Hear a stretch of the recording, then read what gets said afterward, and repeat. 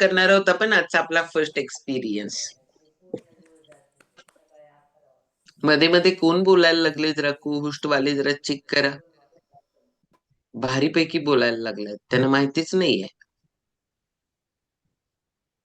हा, कंटिन्यू सुषमाताई. नमस्ते, सुप्रभात, शतैशी सकाळ सर्वांना. काल अनुभव सांगायची संधी तर नाही मिळाली. परत कधीतरी अगदी अनुभव सांगेल, पण आज एक छोटीशी कविता, ती पण माझ्या अनुभवावरच आधारित आहे, ती सांगते. माझी दुसरी इनिंग, आनंदी आणि निरोगी जीवन. जीवनाच्या वाटेवर चालताना कधी आले संकटाचे ढग दाटून, बीपी, ऑस्टिओस्पोरोसिस त्रास, गुडघ्याच्या वेदना, किडनी स्टोनचा सहवास. कधी वाटले थांबावे आता, शरीराने जणू दिला होता इशारा, पण शतैशीच्या मार्गदर्शनाने उजळला पुन्हा आशेचा तारा.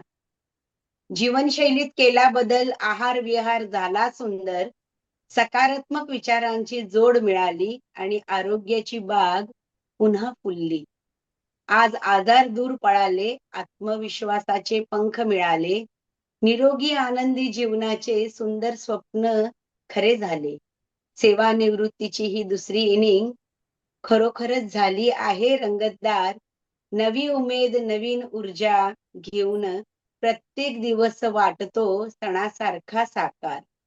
मनापासून धन्यवाद त्या मार्गदर्शनाला, ज्याने जगण्याची नवी दिशा दिली.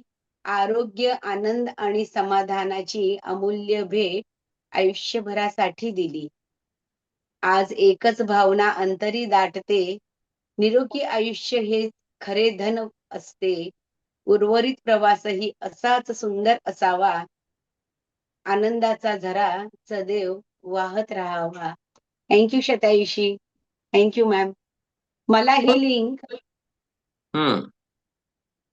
लिंक आमच्या यमाटे सरांनी दिली होती. डॉक्टर यमाटे सर, जे माझे मेडिकल ऑफिसर होते, आणि त्यांनी जेव्हा माझी शारीरिक अवस्था बघितली की मला चालता पण येत नव्हतं, आणि तेव्हा त्यांनी मला सुचवलं की मॅम तुम्ही हे जॉईन करा. आणि मी खरंच शतैशी परिवार जॉईन केला. सकस संतुलित आहाराची जोड मिळाली आणि खूप काही माझ्या आयुष्यात बदललं. खूप खूप धन्यवाद शतैशी आणि माझी कोच डॉक्टर यमाटे सर. आता चालताय का पळताय? चालता येत नव्हतं? पळते मॅम, छान. ओके, चालायला येत नव्हतं, ती व्यक्ती पळायला लागली, मस्तपैकी डान्स करायला लागली. जसं ज्ञानदाताई डुगू डुगू वरनं मस्तपैकी डान्स करायला लागल्या, तसंच आहे की सुषमाताई ना आता बघितल्यानंतर वाटत पण नाही की यांचा गुडघा कुठे दुखत होता म्हणे, आणि यांना चालता येत नव्हतं ही माहिती पण पडत नाही आता त्यांना भेटल्यानंतर. ओके, चलो. आणि सुषमाताई, पहिला कविता करत होता का आत्ताच एवढ्या भारी करायला लागला? कविता तर खरं असं म्हणते ना की जेव्हा माणसाचं शरीर निरोगी असेल ना, तेव्हा त्यावेळेस ते डोकं मन काम त्या करतं. तेव्हा ते शरीरातून बाहेर येतं आणि स्वतःचं जग ते पण बघायला चालू करतं. आणि खूप काही मी ह्या शतैशी परिवाराच्या आरोग्याच्या रेडिओमधून शिकले आहे. स्वतःला वेळ देणे, स्वतःसाठी काहीतरी करणे, आणि ह्याच्यामधनं माणूस आपोआप अंतर्मुख होतो. आणि बराच वेळ काहीतरी असं छोटंसं सुचतं आणि ते लगेच कागद पेन लिहून घ्यायला बसलं ना, तरच लिहिलं जातं, नाहीतर काही ते लिहिलं जात नाही. आणि हे असं खरंच जेव्हा शरीर निरोगी झालं ना, तेव्हाच मन पण आनंदी झालं आणि हे लिहायला शिकले. थँक्यू ताई.